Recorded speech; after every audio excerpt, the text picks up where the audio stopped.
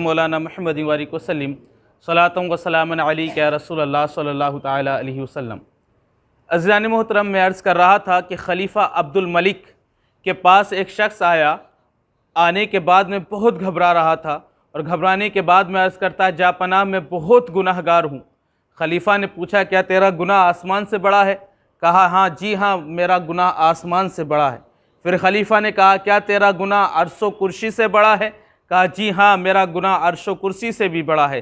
کہا تیرا گناہ لوح و قلم سے بڑا ہے؟ کہا ہاں میرا گناہ لوح و قلم سے بھی بڑا ہے۔ اللہ اکبر! جب اتنا کہا تو بادشاہ نے اطمینان کا سانس لیا اور کہا ٹھہر جا، تیرا گناہ آسمان سے بڑا ہو سکتا ہے، لوح و قلم سے بڑا ہو سکتا ہے، عرش و کرسی سے بڑا ہو سکتا ہے، لیکن میرے رب کی رحمت سے بڑا نہیں ہو سکتا۔ اللہ اکبر! یعنی میرے رب کی رحمت ان سب سے بڑی ہے اور اس سے بڑا تیرا گناہ نہیں ہو سکتا۔ لہٰذا یہ سنا تو اس شخص کے دل میں امڑا ہوا طوفان تھم گیا، اور تھم کر کے آنکھوں سے آنسو نکلتے ہیں، اور نکلنے کے بعد میں کہتا ہے خلیفہ نے پوچھا، عبد الملک نے پوچھا اے میرے بھائی جس کی وجہ سے اتنا گھبرا رہا ہے، جس کی وجہ سے اتنا نادم ہے، اتنا پشیماں ہے، اتنا شرمسار ہے، آخرکار بتا تو تیرا گناہ کیا تھا، بتا تو تیرا گناہ کیا ہے، تو کس وجہ سے خوف زدہ ہے؟ تو کہتا حضور میں کفن چور تھا، میں کفن چور تھا، اور کفن چرانے کی غرض سے میں نے ایک قبر کھودی، اور جب ایک قبر کھودی تو اس میں کیا دیکھتا ہوں کہ مردے کا منہ قبلے سے پھرا ہوا ہے، قبلے سے ہٹا ہوا ہے۔ میں نے جیسے ہی قبلے سے پھرا ہوا منہ دیکھا، میں خوف زدہ ہو کر کے بھاگنے لگا کہ غیب سے ایک آواز آتی ہے بھاگتا کیوں ہے؟ بھاگنے کا سبب کیا ہے؟ کیا اس سے اس کے عذاب کا سبب نہیں پوچھے گا کہ اس کا چہرہ قبلے سے کیوں پھیر دیا گیا، اس کا چہرہ قبلے سے کیوں ہٹا دیا گیا؟ اس سے پوچھے گا نہیں؟ کہا میرے اندر تو اتنی ہمت نہیں، آپ ہی بتا دیں اس کا چہرہ قبلے سے کیوں پھیر دیا گیا ہے؟ تو غیب سے جو آواز آتی ہے اس میں کہا جاتا ہے یہ شخص جس کا چہرہ قبلے سے پھیر دیا گیا ہے، یہ شخص زنا کیا کرتا تھا اور شراب پیا کرتا تھا، جس کی وجہ سے یہ عذاب اس کو دیا گیا ہے کہ چہرہ قبلے سے پھیر دیا گیا۔ پھر کہتا میں نے دوسری قبر کھودی تو اس کا بھی ایک دل دہلا دینے والا منظر تھا کہ مردے کا چہرہ خنزیر کی طرح ہو چکا تھا اور آگ میں لپٹا ہوا تھا۔ اللہ اکبر! آگ کے گرز فرشتے اس کو مار رہے تھے، آگ کی زنجیروں میں جکڑا ہوا ہے، اور مردے کا چہرہ خنزیر کی طرح ہو گیا۔ میں نے پوچھا کہ اس کا سبب کیا ہے؟ اب غیب سے جو آواز آ رہی ہے اس نے بتایا کہ یہ شخص جس کا چہرہ خنزیر کی طرح ہو گیا ہے، اس کا عالم یہ تھا کہ یہ ایک دوسرے کی غیبت اور چگلی کیا کرتا تھا، ایک دوسرے کو آپس میں لڑوایا کرتا تھا، ایک دوسرے کی غیبت کیا کرتا تھا۔ عزیزان محترم ذرا غور کریں، کیا عالم ہوگا کہ ایک دوسرے کی غیبت کرنا، چگلی کرنا، پیٹھ پیچھے برائی کرنا۔ میرے آقا کریم صلی اللہ علیہ وسلم نے فرمایا کہ کیا تم یہ پسند کرتے ہو کہ تم اپنے سگے بھائی کا گوشت کھاؤ؟ صحابہ اکرام عرض کرتے ہیں یا رسول اللہ بالکل نہیں۔ کہا جو ایک دوسرے کی غیبت کرتے ہیں، چگلی کرتے ہیں، ان کا عالم یہی ہوتا ہے کہ وہ اپنے ایک سگے بھائی کا گوشت کھا رہے ہوتے ہیں۔ عزیزان محترم اندازہ کریں تو مردے کا چہرہ خنزیر کی طرح ہو گیا، کس کے سبب؟ اس کی غیبت کرنے کے سبب، اس کی چگلی کرنے کے سبب۔ عزیزان محترم پھر وہ کہتا ہے کہ جب میں نے تیسری خبر کھودی تو اس کا بھی ایک دل دہلا دینے والا منظر تھا کہ مردہ قبر میں آگ میں لوٹ پوٹ ہو رہا ہے، الٹ پلٹ رہا ہے، اور فرشتے اس کو آگ کی گرزوں سے مار رہے ہیں، آگ کی گرز اس پر مار رہے ہیں، اور مارنے کے بعد میں فرشتے بتاتے ہیں کہ یہ شخص نماز میں سستی کیا کرتا تھا، عبادات میں سستی کیا کرتا تھا، اللہ کی عبادت میں سستیاں برتا کرتا تھا، جس کا سبب یہ ہے۔ پھر چوتھی قبر جب کھولی تو چوتھی قبر میں کیا دیکھتے ہیں؟ ایک حسین نوجوان موجود ہے، چہرہ ایک دم نورانی ہے، اور ایک تخت پر بیٹھا ہوا ہے، ہوائیں مست آ رہی ہیں، پیاری پیاری ہوائیں آ رہی ہیں، پیاری پیاری فضائیں آ رہی ہیں، اور اس قبر سے خوشبو نکل رہی ہے۔ اب اس نے پوچھا کہ اس کا سبب کیا ہے؟ کہا اس کا سبب یہ ہے کہ اس نے جوانی میں توبہ کر لی تھی اور نماز روزے کا سختی سے پابند تھا۔ عزیزان محترم ذرا غور کریں کہ جو رب کی رحمت سے توبہ کر لیتا ہے، جو اللہ کی بارگاہ میں توبہ کر لیتا ہے، اسے انعامات بھی دیے جاتے ہیں، اس کے گناہ معاف بھی کر دیے جاتے ہیں۔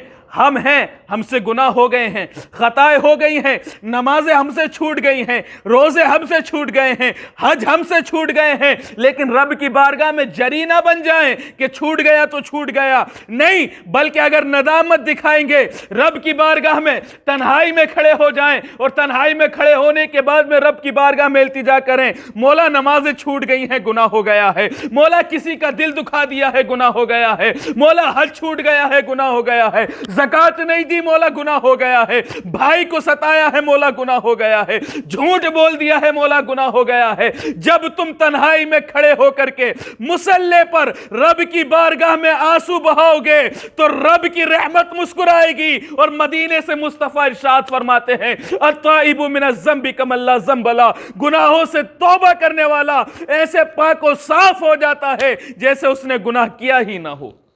عزیزان محترم، ذرا غور کرنا کہ رب کی رحمت سے نا امید مت ہونا۔ اس گناہ ہم سے ہو گئے ہیں، ہم سب سے، ہم انسان ہیں نا، ہم سے گناہ ہو جاتے ہیں، ہم بھی جھوٹ بول دیتے ہیں، چگلی کر دیتے ہیں، معاذ اللہ رب العالمین ایک دوسرے کی برائیاں کر لیتے ہیں، یہ ہم سے گناہ ہو سکتے ہیں اور ہو بھی جاتے ہیں، لیکن میرے عزیز اور رب کی رحمت سے مایوس نہ ہو اور ان گناہوں پر جری نہ بنے کہ چگلی کر دی تو چگلی کرتے رہیں، نمازیں چھوڑ دی تو نمازیں چھوڑتے رہیں، یہ نہیں، جری نہ بنے، بلکہ رب کی بارگاہ میں اگر نادم اور پشیماں ہو کر کے ہم معافی مانگیں گے تو میرا رب ہمیں معاف بھی فرما دے گا، ہمارے گناہ بھی معاف فرما دے گا۔ یار معافی مانگ کے تو رب، اب بندے اللہ کے ولی تک بن گئے۔ حضرت سیدنا بشر حافی علیہ رحمہ، آپ جانتے ہیں یہ اللہ کے بہت مقدس بندے گزرے ہیں، ولی ہیں اللہ کے۔ حضرت بشر حافی، ان کا عالم یہ تھا کہ انہوں نے شراب اتنی پی کہ پورا دن شراب پیتے رہتے، پورا دن شراب پیتے رہتے۔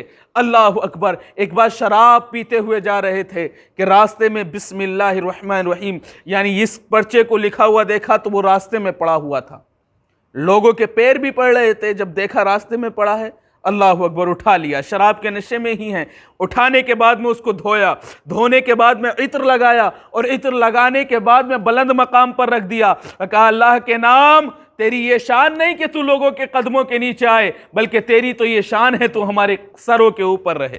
جب اتنی تعظیم کی، غور سے سننا میرے عزیز، کہ جو توبہ کرتا ہے اس کو کیا کیا مراتب عطا کر دیے جاتے ہیں۔ جب اللہ کے نام کی اتنی تعظیم کی، اتنی توقیر کی، تو اللہ رب العزت نے انہیں انعام یہ عطا فرمایا کہ اسی زمانے کے ایک بزرگ کو خواب میں بشارت دی، جا کر کے بشر کو ہمارا سلام کہنا، بشر حافی کو ہمارا سلام کہنا۔ اللہ اکبر، وہ بزرگ جب اٹھتے ہیں، اٹھنے کے بعد میں سوچنے لگے یار وہ تو شرابی ہے، نمازیں وہ نہیں پڑھتا، روزے وہ نہیں رکھتا، شراب کے قریب ہی وہ رہتا ہے، نمازوں کے قریب نہیں جاتا، لیکن ایسی کون سی خاص بات ہے کہ رب نے اس کو سلام کہا ہے۔ اللہ اکبر، جاتے ہیں وہ بزرگ، جانے کے بعد میں کیا دیکھا، بشر حافی شراب کی ہٹی پر موجود ہیں۔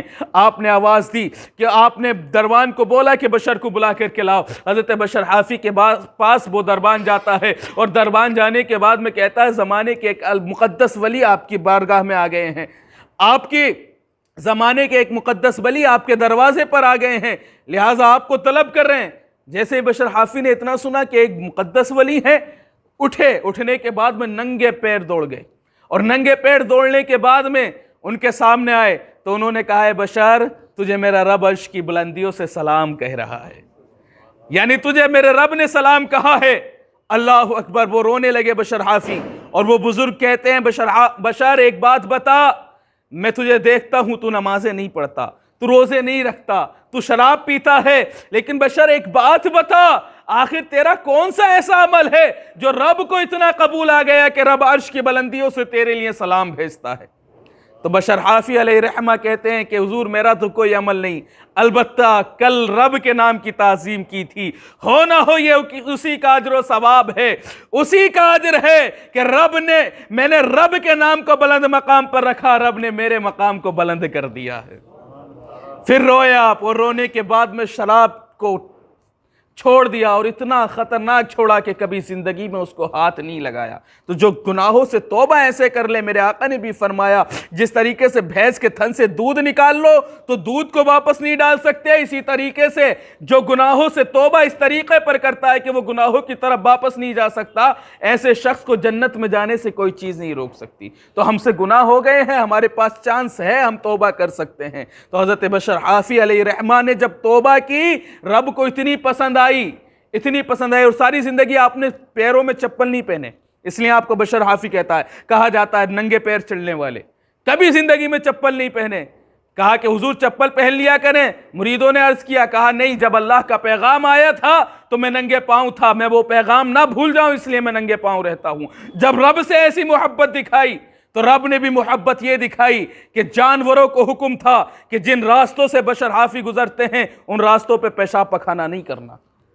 یہ عالم تھا، یہ محبت ہے۔ تو جب رب سے بندہ محبت کرنے لگتا ہے، رب بھی اس سے محبت کرنے لگتا ہے۔ جب بندہ رب کا ہو جاتا ہے پھر سارا زمانہ اس کا ہو جاتا ہے۔ لہٰذا میرے عزیزو، اگر ہم سے گناہ ہو گئے ہیں تو خوف زدہ نہ ہو کر کے بلکہ رب کی بارگاہ میں نادم و پشیماں ہو کر کے گناہوں سے معافی مانگے۔ اللہم صلی علی سیدنا و مولانا محمد